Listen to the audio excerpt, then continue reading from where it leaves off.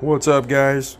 Man, I was looking at my videos and I realized it has been 6 months since I've done an update, and that was just about the motor. It's been almost a year since I've done an update on the body. So, man, I just thought I'd throw something up because I'm finally starting to get some work done out here, little by little. Life's been insane. I've been doing a lot of, we've been gone on probably 3 or 4 vacations this summer. Lots of car shows, just something every weekend we've had going on, and finally life is starting to calm down. Besides work, I've been working crazy hours lately, just so many hours. Work is going good, but man, I've been working so many hours.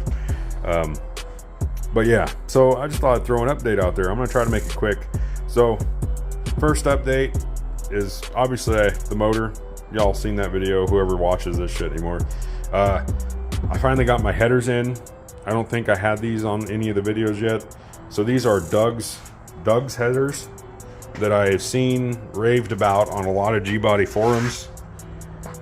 Guys have been saying really good things about them, saying they fit really well. So these are an 1 3/4 primary, and I believe it's a 3-inch collector. They fit amazingly on this motor.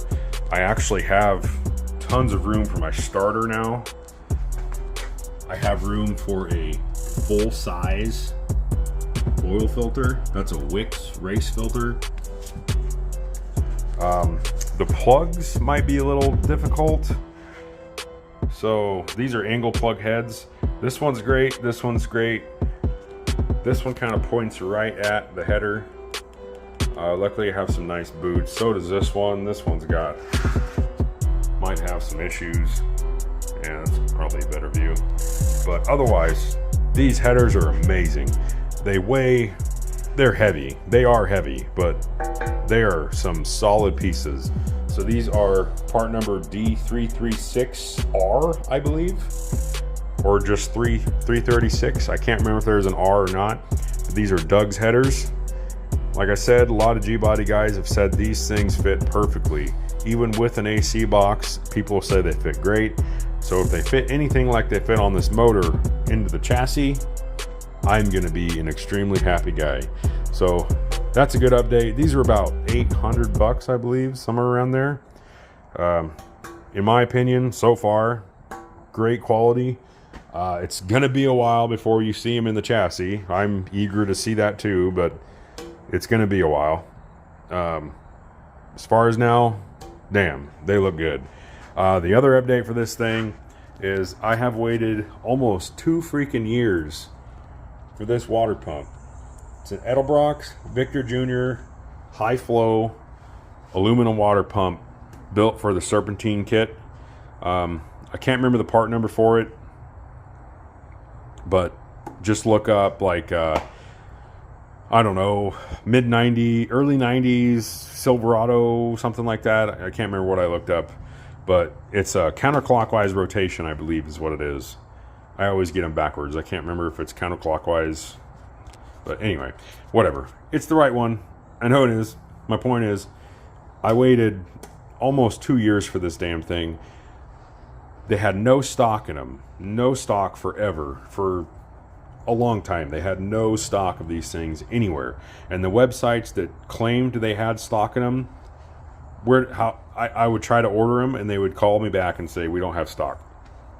So I watched these probably weekly for 2 years, and on a Monday, no stock. Wednesday, suddenly they had stock in them. I hit buy now. I was not going to wait any longer. I had the money. I bought it. It got here. I love it. It's amazing. Hopefully it performs the way that a friend of mine had one. He had it on a big block. Literally, the big block would overheat constantly. He bought one of these Edelbrock Victor Jr. high flow water pumps. The car ran 80 degrees colder instantly. Like, it stopped overheating. It got rid of all of his problems. So I'm hoping that with this, I should never have any cooling problems. I didn't have any cooling problems with the other motor either, but it was E85, so those things don't run hot anyway. This thing is going to be a premium only, 91, 93 octane gas burner. So I just wanted a little extra insurance, and the cost of that water pump is going to give it to me.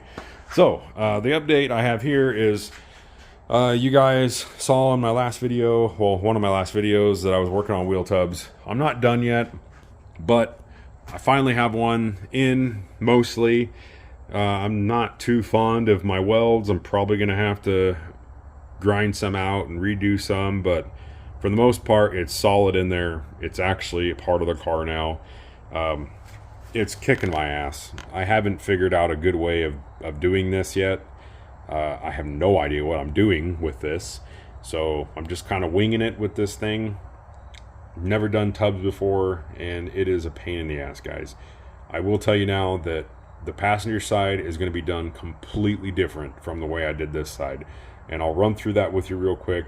But while I'm back here, so you see how the inside of the tub is sticking out just a little bit further than that the trunk latch support there, the trunk rail support, whatever you want to call it. See that? I'll come over to this side, and yeah, so you're almost inside or even.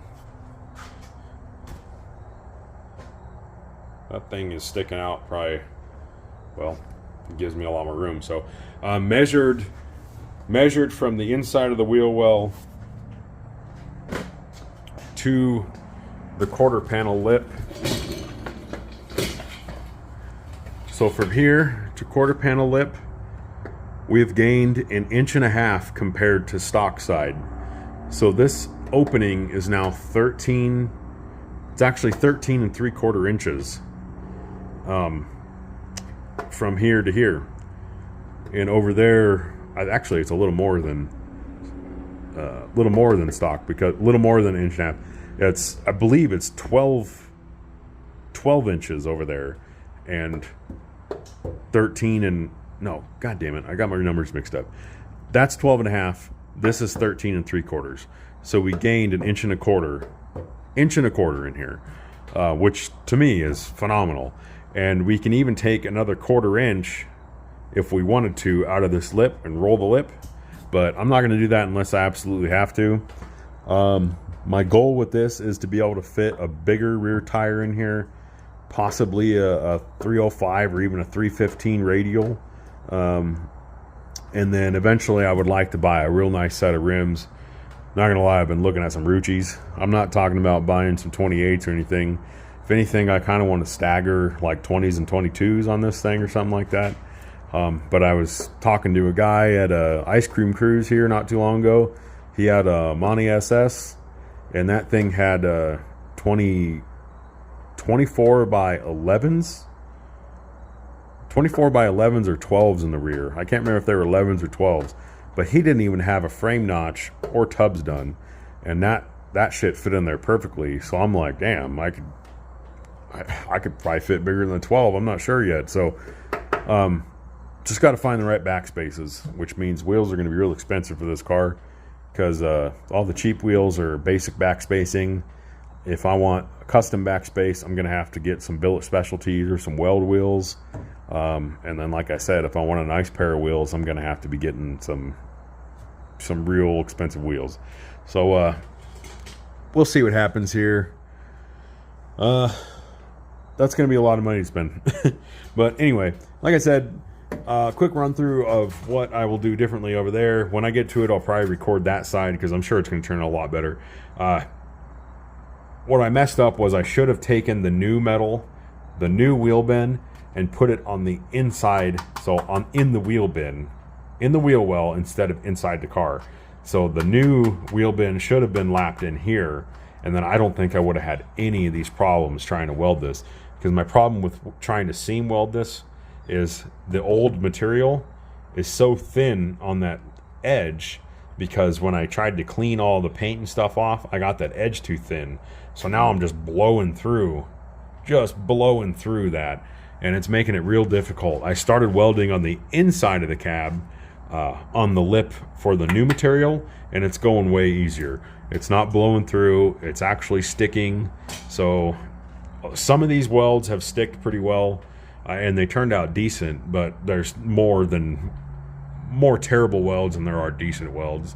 So I think on the other side, I'm actually gonna obviously put the new wheel bin on the inside of the wheel well, and then I'm probably gonna just plug weld the damn thing, because all my plug welds, I've done plug welds in here and up here, all of those have stuck real well, and I haven't had any problems with them.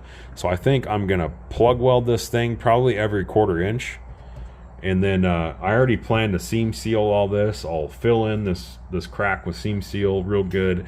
I'll make a nice little smooth transition with seam sealer, and then I'm gonna rhino line everything again like I had it. So I think the other side is gonna turn out way better than this side. Now I need to figure out how I'm gonna finish off my wheel bin, because I'm gonna have to make some little brackets and filler pieces for a lot of this shit. So that's gonna take some time figuring that out too. But I think I'm finally getting it done. This has been just a couple random weekends that I've had time. So hopefully now that it's cooling off, I'll be able to get out here and give you guys some content.